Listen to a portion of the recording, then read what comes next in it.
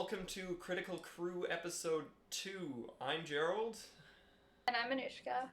And today we're going to be talking about a couple things, the transition from student to mentor, and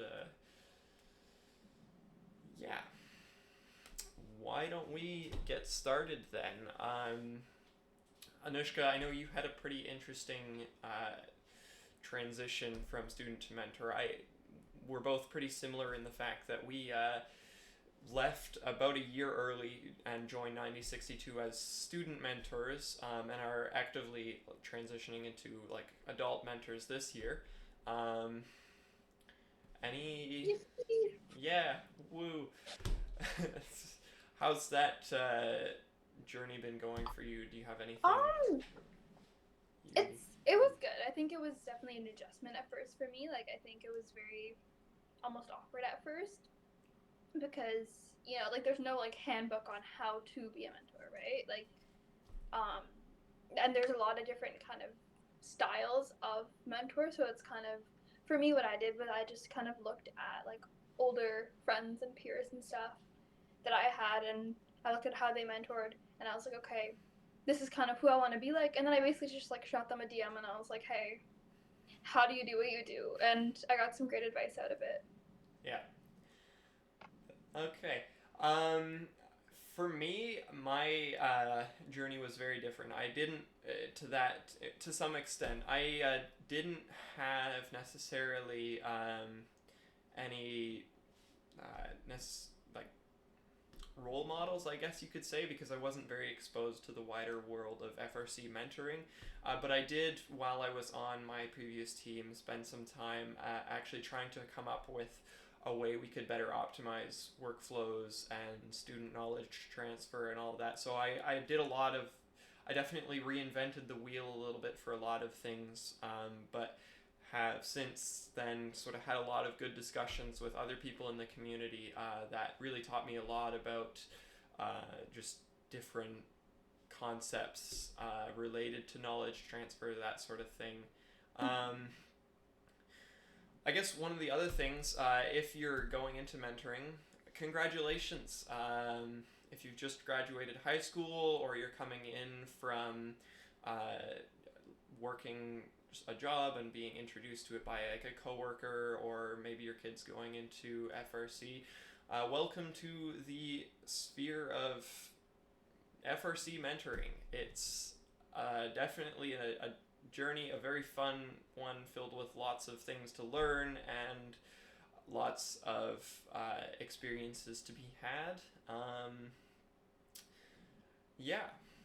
Yeah, it's a great space. It's full of wonderful, dedicated people who are just so committed to what they do. And of course, like the impact that you get to see on the students is really, really rewarding as well. Agreed. Um, it's definitely, if you're going from student to mentor, which is kind of the uh,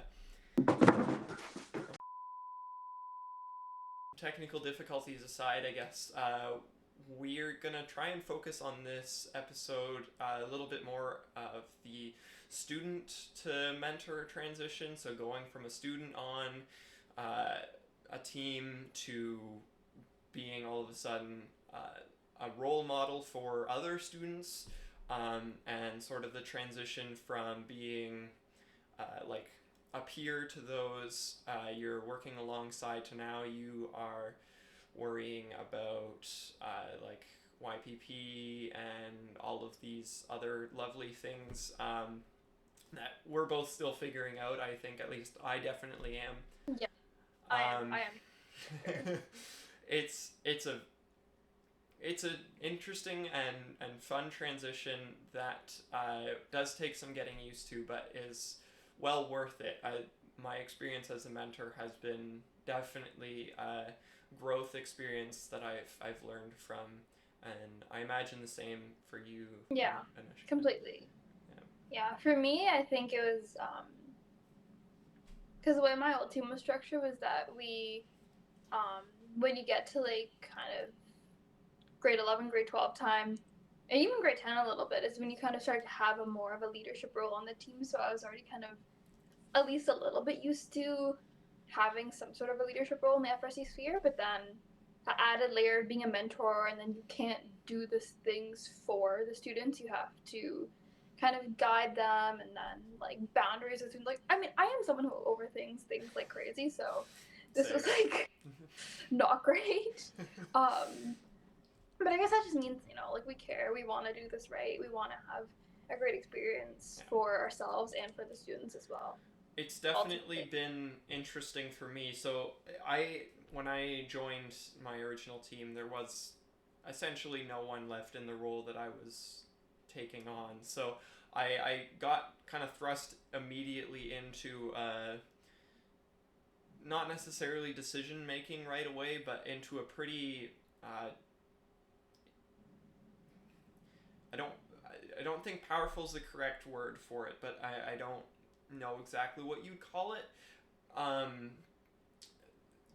Into sort of, I guess, powerful position almost instantly. So it was very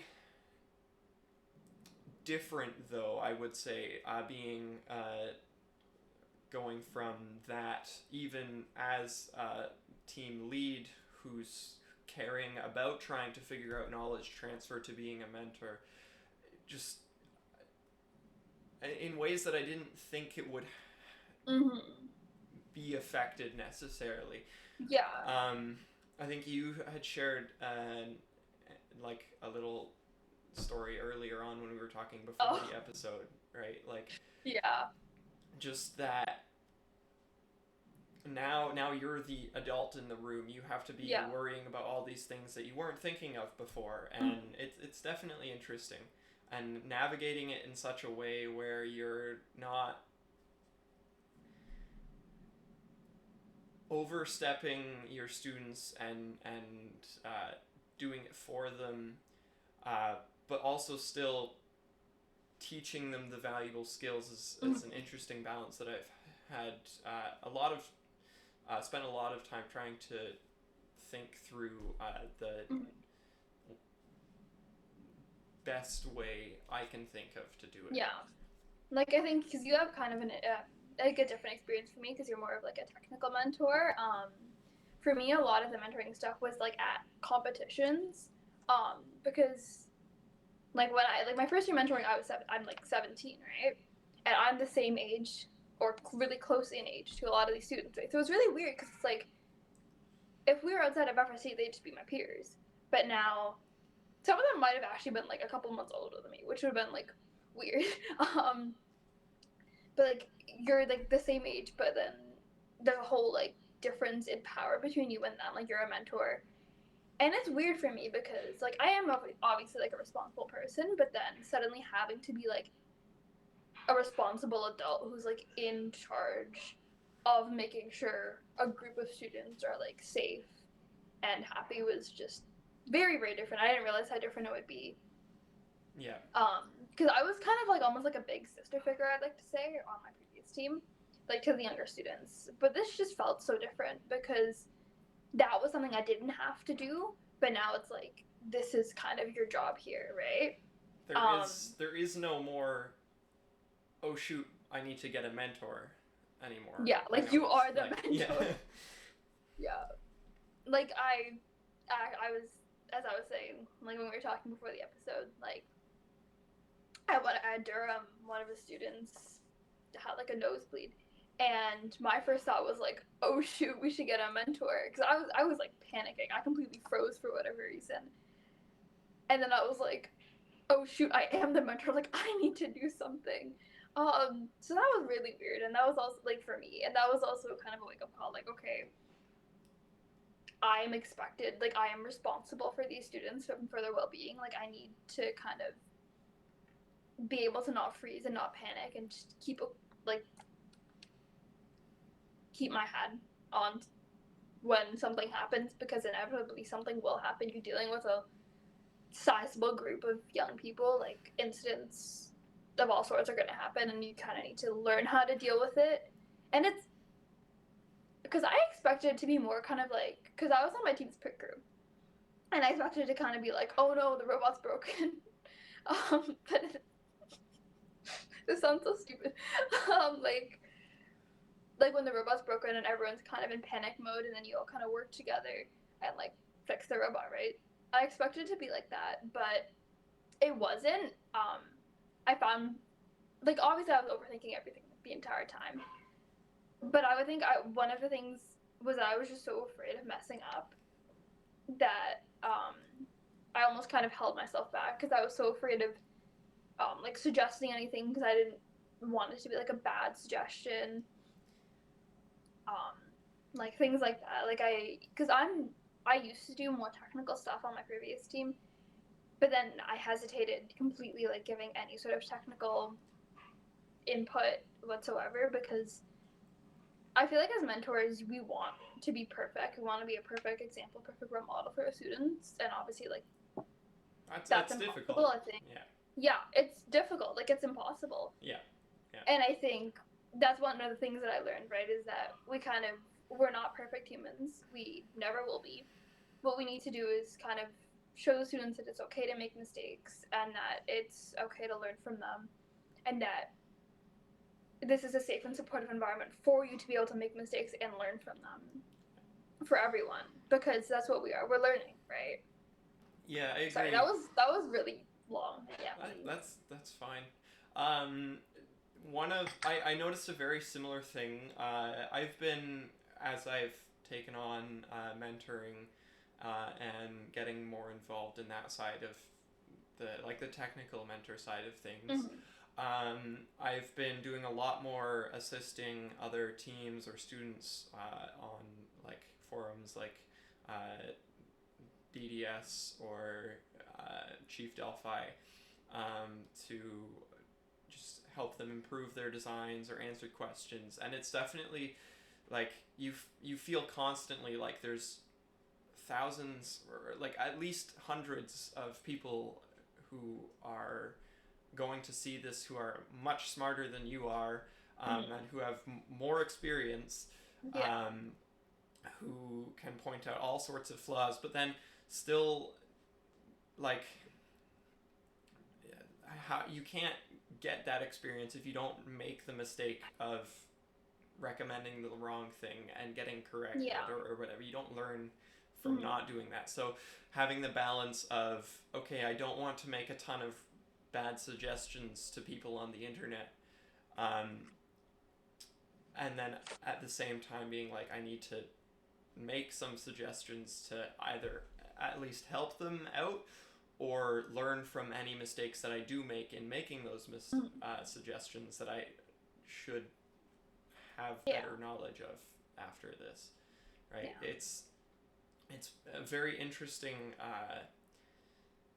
dynamic that I didn't really get just as the person on my team that's the technical guy as a student. Now all of a sudden it's a whole different angle that I'm thinking about constantly. Yeah. Because I feel like, I don't know about you, but like I feel like we feel the need to always be perfect. And I think what we should be striving for instead is just doing the best that we can with the knowledge that we have and the skills that we have. Because at the end of the day, like, we are just starting out, right? Like, we have hopefully years and years of FRC knowledge to gain in all sorts of areas, right? Like, it's a learning experience for everyone. Like, one of the beauties of FRC is that as technologies develop and improve and new technologies come out and everything, like, you're always learning. I think that's so good. And obviously it is intimidating, but if you're in a supportive environment, I think it's great. It's a great experience. I agree. Yeah. Like, at the end of the day, our job as mentors, I guess, is not to be the best team in the world, despite how enticing that seems, especially as a student who was like really striving for that. It has been a bit of a struggle for me to go from I want to be the best team I can make performance wise, and move that over to, okay, how do I inspire the students in such a way where I'm not putting way too much pressure on them to Mm-hmm. perform, or where I'm not putting like an inappropriate level of like Pressure, I pressure guess. on them, yeah, to perform well, and where instead I'm letting them just motivating them to do the best that Mm-hmm. they can or they feel comfortable with the time that they have. It's a very interesting, another delicate balance that's hard to strike, that I'm still trying to figure out, Yeah. and that I definitely want to have more conversations with people who are more Mm-hmm. experienced with, and that sort of thing. So Yeah. Because I think motivation, it can't just come from mentors. Like, it needs to come from the students themselves. They need to be motivated within them, like intrinsic motivation rather than extrinsic. Like, they need to have that intrinsic motivation to be yeah, like, I want to do this. I want to like design this mechanism. I want to build a robot that can do this and this and this, right? And obviously, we as mentors kind of have the responsibility to, um, obviously, still motivate them. Like hype them up, give them yeah, feedback and like positive feedback, and obviously, like not like criticism, but like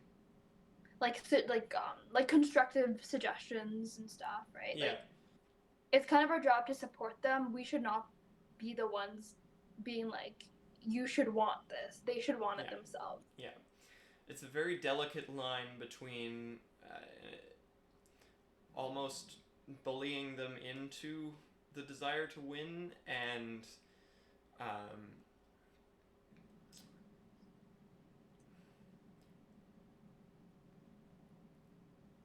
inspiring them in such a way where they feel like they have the ability to win, and letting that inspire themselves. Yeah. Um,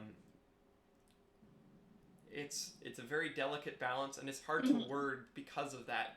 It's Yeah. very, yeah, yeah. It's Yeah. difficult to put into a way that feels correct, as Yeah. even just something to communicate to others. Like, yeah, Because, like, obviously, there are cases where the mentors are the ones who are motivating the students, and that could be in a variety of ways. Like, it could be more of like a aggressive motivation style. Like, do you even really want this, right? yeah, And that's not the healthiest, I'll say. Like, I mean, does it work? Probably yes, but you want to motivate your students in a healthy way, yeah. I guess, is what I'm saying. I think the best way to do that is to show them that they are capable of that, and to give them all the Mm-hmm. resources to be capable of that, and let them flourish. Um, One of the ways that I've been thinking about to do that, actually, that viewers, if you have any thoughts on, or any other suggestions on that sort of thing, please uh, feel free to reach out either on the Chief Delphi thread with your own thoughts, or in the comments below if you have any thoughts. One of the best ways I've thought of to do that so far, that I have yet to have a chance to properly implement, but I'm definitely going to be trying out, is just sitting down and having someone who's experienced, who really knows what they're doing, work uh, almost one-on-one with another student, or if it's a mentor who's in that position at that time, working with this said student in, be it the off season, or depending on your team, even in season, and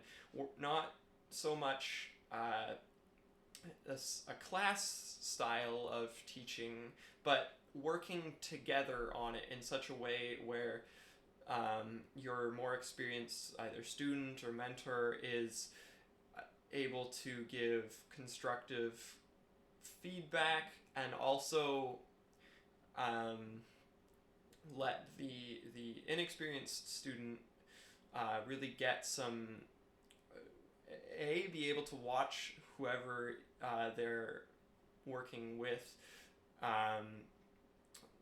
do well in whatever they're working on, or and have a chance to try and learn from that and grow by executing it themselves. Essentially, what I'm saying is, I think working alongside someone who's more experienced as an inexperienced person in a with the proper structure, I guess, set up,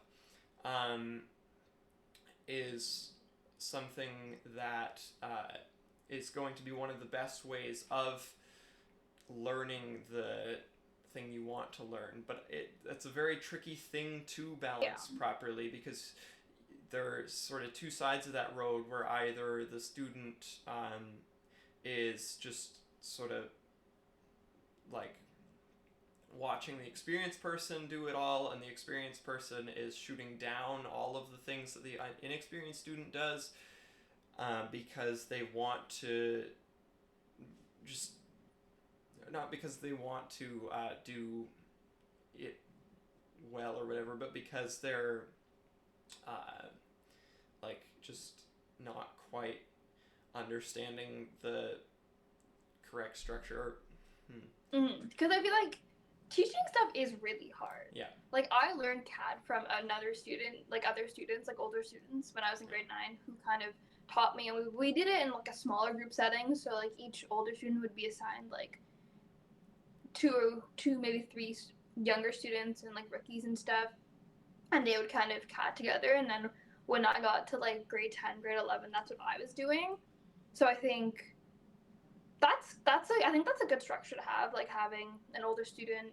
But obviously that older student needs to, like, if you're telling a grade 10 to do it, right, like they might have a lot of technical knowledge, but then being able to teach someone is a whole other like set of knowledge that not everyone is necessarily immediately equipped for, right? You have to really understand, I think, how to give proper constructive criticism for that to work. And that's not necessarily something that every student, I guess, is going to have.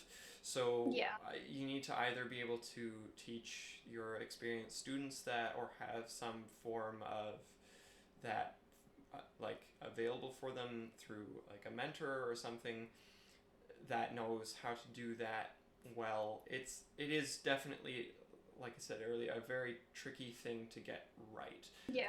That I want to at least take a crack at with CAD this season, assuming we get some students who are passionate and have the time to work with me on that. It's definitely going to be an interesting thing that is tricky for sure. Yeah. Like when I used to teach CAD, I remember what I would do was it would be me, and I'd be the one usually operating the computer for the first little bit of it, and then there would be like a couple of rookies with me, and I'd be like, okay, we'd just be designing a basic part, and I'd walk them through it. I'd show them like the little keyboard shortcuts and stuff, and stuff like that. And then as like, so for example, like the next session, I'd be like, okay, does someone want to, like, I'd kind of engage them and be like, okay, like, do you want to like type in the numbers or something like that? Do you want to operate the mouse? Like, do you want to try it? And I'd ask them like, okay, what do you think we should do? Like, walk me through it. What should I do next when I'm creating a sketch, right? Yeah. And I mean, I do enjoy teaching a lot, so it kind of, I guess, and I do have experience kind of with teaching. Like, I used to teach karate and stuff, so I do have teaching experience. But like, teaching is a really, really tricky thing, and it's hard to get it right. And obviously there are a lot of ways to do it right, but then there's also a lot of ways you can kind of go wrong. And I mean, obviously if the people who you are teaching realize that you are also a human being who is also learning with them, then I think that's kind of the best scenario, I'd say. Yeah, it's one of the reasons that especially things like CAD or code are tricky to teach is that they are, there's sort of two things that the student needs to learn. There's one part of it is just the tools that are available to them and how to use them properly, and that's very much a teachable thing that you can sort of very easily transfer from student to student or from like over the years. But there's another whole side of those more technical things that's like just the thought process and like Yeah. mindset needed to properly achieve those tasks successfully, and that's something you can't just tell them how to do. It's really something you have to Yeah. work through, and that's something I know that not everybody has, especially not Yeah. even like everybody who's skilled might not be able to put that into a digestible package for new students or Yeah. anything like that. It's Like very for me, interesting. yeah. Like for me, when I was teaching CAD on my old team, like I had the technical knowledge. Like I knew how to do like a basic CAD. I knew how to like create a sketch, extrude, whatever, right? But I didn't necessarily have like that, I guess, like design intuition, I guess you'd call it. Yeah. Like I didn't really have that fully developed in myself, so I couldn't really pass that down. Um, so I think one of the issues, I guess, with kind of having a structure of a team where the students kind of teach each other, it's like everyone kind of passes their knowledge down. And I think there's good aspects to that because it kind of creates like a team where the students know each other, they're accustomed to working with each other, they're comfortable working with each other. It creates, I feel like, almost like a more tight-knit team, but also to some extent it might put undue pressure on the students to, because they want to obviously ensure the continued success of the team. And that's where I guess the mentors come in, like more senior mentors, I guess, can come in and reinforce stuff. Yeah, I agree. Anyway, I know this has been a bit of a shorter episode than usual. We're not, or than last time. We're not quite sure exactly how long we want to aim for these things to be yet, so it's like if you have any comments or suggestions, feedback, please feel free to let us know. We'll definitely take any of your suggestions into consideration. We have some more fun stuff planned coming soon. Maybe we'll try to do a collab for our next episode, or something. We'll have to see. If this releases on the 5th, then the 2-week thing is working out still, despite some schedule changes. I also apologize for the bit of a change in audio on my end, as well as my scenery. I'm moving stuff around, so things are going to be a bit not as high fidelity, I guess, as I would wish them to be for a little bit. Not exactly sure how long that'll be, but yeah. Again, any comments, suggestions, feedback, whatever, let us know either on CD or on in the comments below this video. If you enjoyed it, please leave us a like. That would really let us know that we are doing something that the community does want to see more of. And with that, I'm Gerald.